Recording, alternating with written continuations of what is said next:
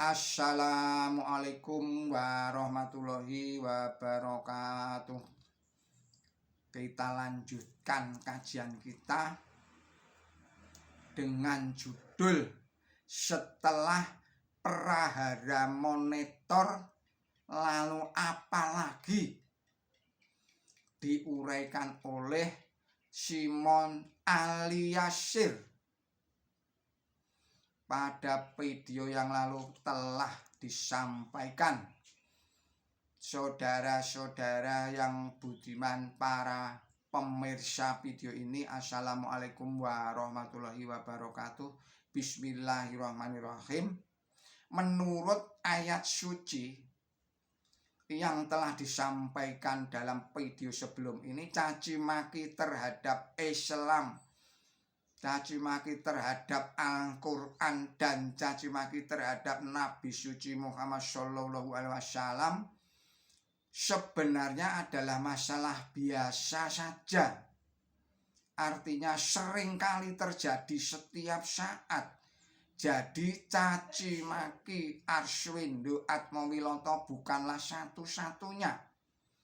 Sebagaimana kita saksikan bersama, setelah kasus monitor ditanggapi atau ditangani secara serius, susul menyusul terungkap kasus majalah Senang dan berbagai macam barang cetakan lainnya yang juga berbuat seperti majalah monitor itu. Menghadapi kasus-kasus seperti itu, kita harus bersabar dan bertakwa. Bersabar ialah selalu berbuat baik meskipun dalam keadaan sempit, meskipun dalam keadaan sedih, meskipun dalam keadaan menderita dan sebagainya. Dalam keadaan demikian seringkali orang berputus asa. Islam tidak mengenal putus asa.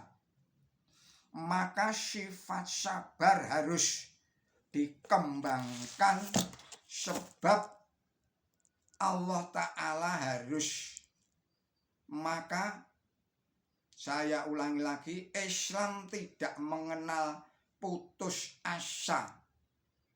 Maka sifat sabar harus dikembangkan, sebab Allah adalah as-sabr.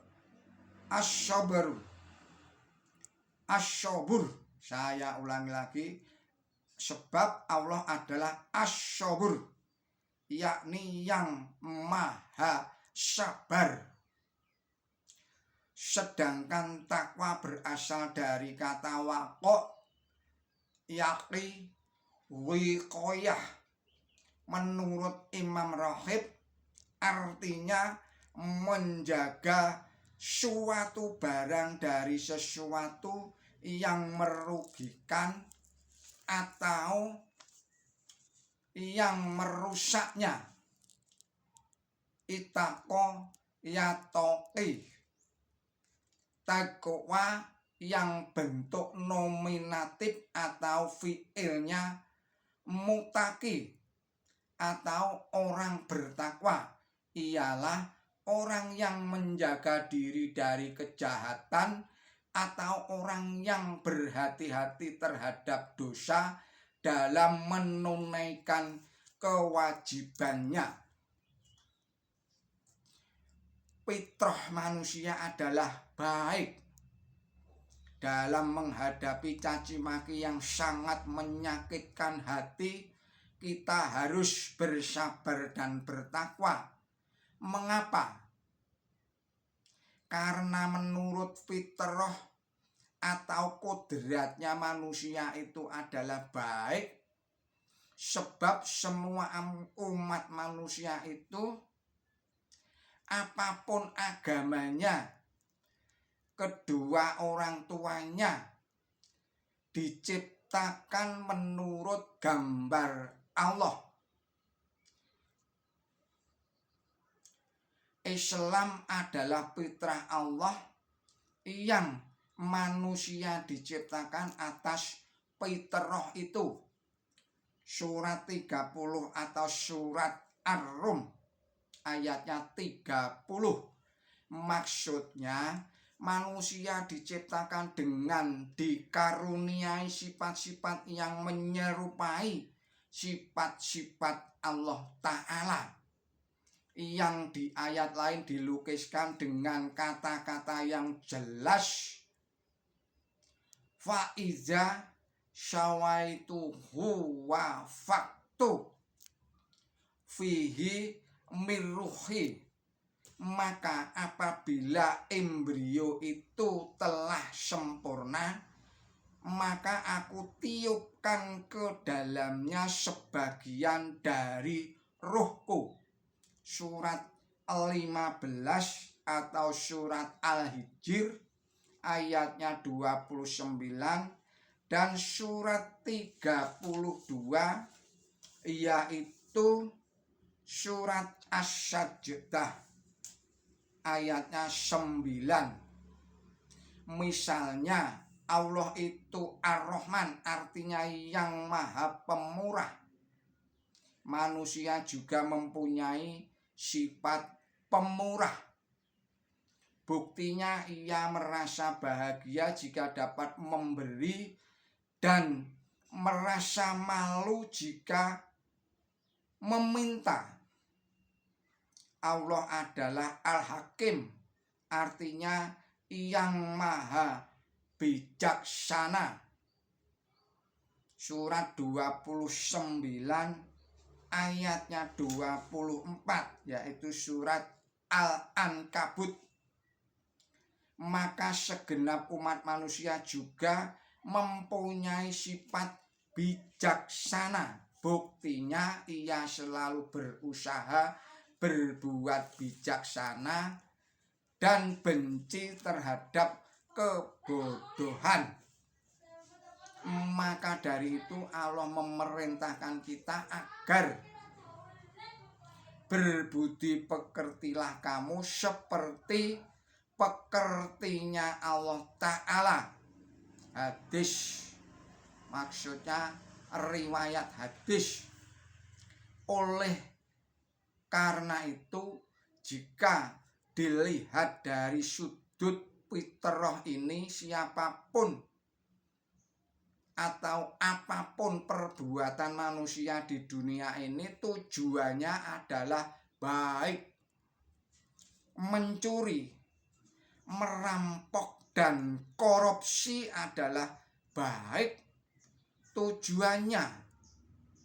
Ingin kaya, mencukupi kebutuhan keluarganya, membayar hutang dan sebagainya adalah baik.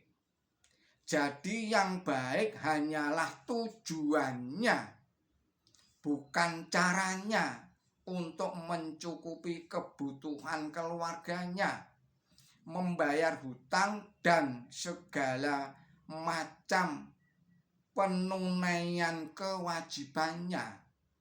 Islam sebagai agama yang sempurna tidak mengenal filsafat Hedul Delight the Middle atau the injustices the means, yakni niat atau tujuan yang baik menghalalkan semua cara.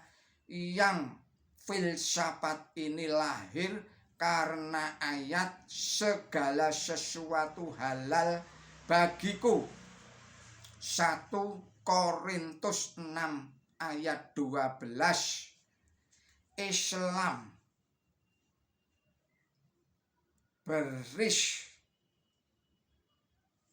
saya ulangi lagi, Islam memberikan petunjuk dan teladan bahwa niat atau tujuan yang baik itu harus dicapai pula dengan cara yang baik. Inilah salah satu rahasianya. Kenapa meskipun mencuri, merampok, merampok, korupsi, dan kejahatan-kejahatan lainnya itu meskipun bertujuan baik tetapi dilarang oleh Islam.